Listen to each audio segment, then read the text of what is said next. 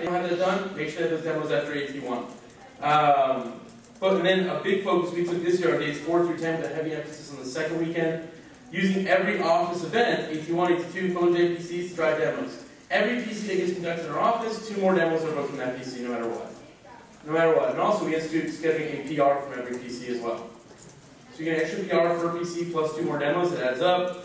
And it's just constant promotion, Thursday night phone jam, and then obviously the Miracle Monday. Alright. Next thing on Fast Start, I got 2 more things on Fast Start. Next one is management through office events and activities. Office events and activities. Alright, getting up to phone jams every single time, AT1, AT2, up there every single day of their Fast Start. The last part on Fast Start, and I guess we're going to do this quicker, is never give up on them. The second you give up, they give up. The second you give up, they give up.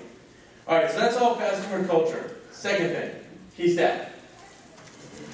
Key staff, consistent focus, consistent promotion, consistent meetings. Even if you don't have a lot of people on your team right now, and don't be the manager that says, I'm going to start key staff once I get more people on the team so it's bigger and better. No, it takes longer to develop the culture. Go ahead, start your key staff right away, even if it's 2-3 people, and build on it. You know, with your meetings, plan them. Do not wing your key staff meetings. You shouldn't wing any meeting.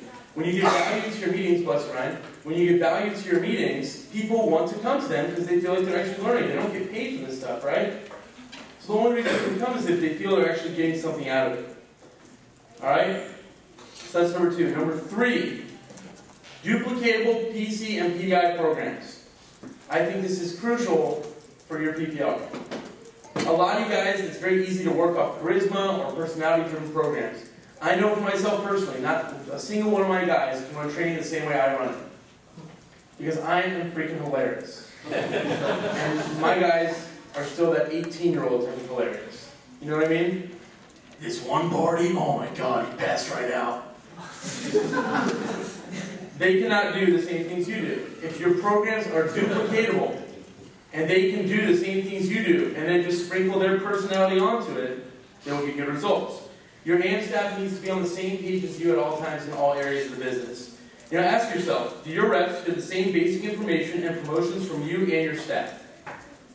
Okay, the same things. If not, then you're breeding inconsistency and taking away from the confidence that you instill from your people throughout all the training. So when your team grows, you need AMs to effectively assist in PC's PDI. The biggest mistake is just delegating it to them when they have no idea what they're doing. If you look at my past 2 weeks, that's what I made a mistake on, again, as I was running the stuff. Your new AMs, the brand new ones, they suck at PDI, they suck at PCs. All of us did when we were brand new. Nobody was just like naturally amazing. The manager might have told you you were, but you weren't. Okay? So, in the beginning, it's they watch, and they watch. They're just watching you do everything, and then you just dissect it with them. Did you see how ... You know, I love when a rep is like, oh dude, they called in, they want to return their kid. What's their number? Give me the PDI from. Watch this. I'm going to save you. You're going to see. And they're like, I don't know, man. They were pretty serious. I'm the man. You know, and then all of a sudden they're like getting on the phone, booking demos, you know. Watch this. When they check back in tonight, they're going to have 8 demos booked. They check back in. Hey, hold on 1 second. Yeah, they got 8. Yeah, that's right. You know, bam, they just have so much confidence in learning from it. You know, making sure they have a format and a handout for everything they do. They should be using those management binders. Winging PDI is not an option if you want it to be done right. You know, they watch PDI, then they do it, and you watch them. Then you dissect it again. Then they do PDI, then what I do is I just randomly show up and watch them do stuff. You know, they're about for an interview, and I'll just show up and be like, yeah, I'm going to watch this one.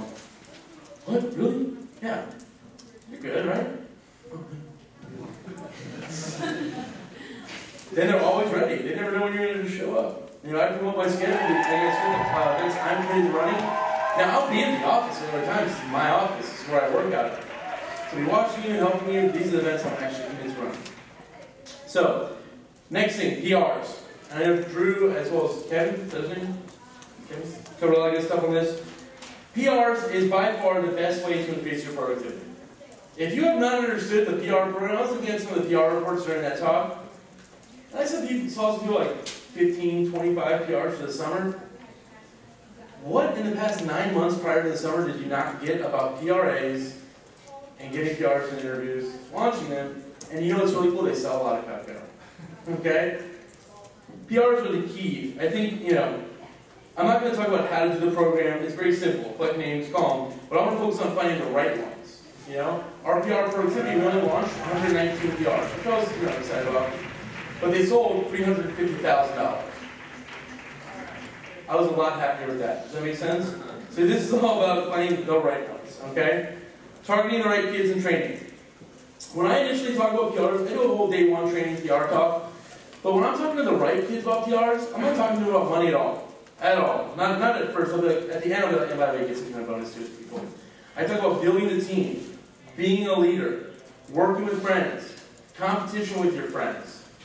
That's what they get really excited about. The pay is cool, but 2% really isn't that much, guys. Let's say a lot of PRs, right? Where those PRs are all selling a lot. So it's about working with your friends, I have them bring in their top picks. The friends that really make fun of the job, right? Hey, dude, next time you got to hand an order, just bring everybody with you. Let them meet you. Because it's way different when they come in the office, right? Teach them to just bring them in all the time. If the right people, I will call myself. During the PCs, think faster on PCs. I'll get in, who's like your top pick, dude? Let me call them. Think of what they're saying to their friends. Dude, my manager, Jonathan, never calls anybody about this stuff. He has like 9 receptionists. That's cool. Really? Yeah, just nice. So, then those top people, make sure that you remember them. I'll walk the interview, I'll find out who the kid is. That was Cody's PR. Excellent. Hey, Bobby? Yeah, what's up, man? I'm Jonathan. We talking on the phone? Good stuff, man. It's great to meet you. I've heard some great things about you. So, just want to introduce myself. Good luck in your interview. In training, I drive the crap out of the competition. Justin did 13,000 his best start. It's a pretty solid start. What was your goal? They'll call him, I booked 9 demos. Dude, great start. That's like 1 less than Cody. Really? I'm going to get it. I bet you will. So, PRs are a very active ingredient in creating stellar office culture, which in turn leads to higher retention as well. When I enter my team meetings, hey, who's a PR? It's like the whole room. And it's kind of a double-edged sword, because anybody who's not is like, I'm sorry. So the last thing I think for good PR is office culture and environment. Office culture and environment. A very positive atmosphere. No sense of the wrong people. I remember we had this like penny saver paper in my territory called the green sheet. It's like the worst recruits ever. And we called these kids the green sheeters. Yeah, guess what? That doesn't go on in my office anymore because those kids are never around. They're a green sheeter. All of a sudden the post is like, hey, you got the job, congrats, see you Thursday. They don't obviously not going to show. So positive atmosphere. There's no sense of the wrong people. It's got to be upbeat, high fives. Your office sales should not dictate your atmosphere in your office in anything but a positive way. Someone has a bad day, dude, what happened? Did you read the manual? No, it's just, hey, dude, no big deal, man. You had an off day. It's a numbers game. We talked about that in training. It's really exciting. Tomorrow, it's going to be huge. Whatever.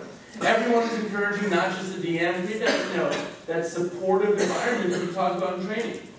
Second thing is evidence of success, trophies, stop by, sales reports, President's Club.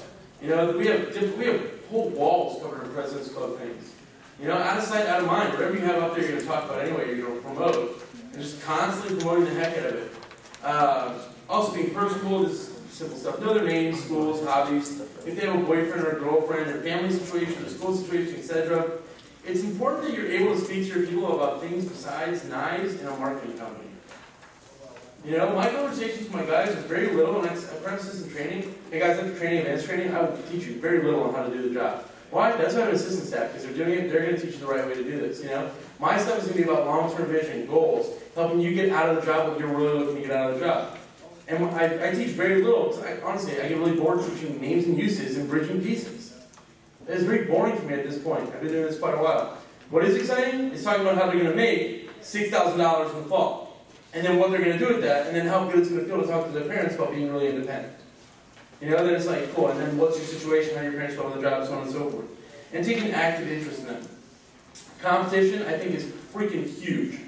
If your reps aren't competitive, that means that you're just not talking about competing. You can drive so many sales, like you get in the top 5, top 10, whatever it is. They will go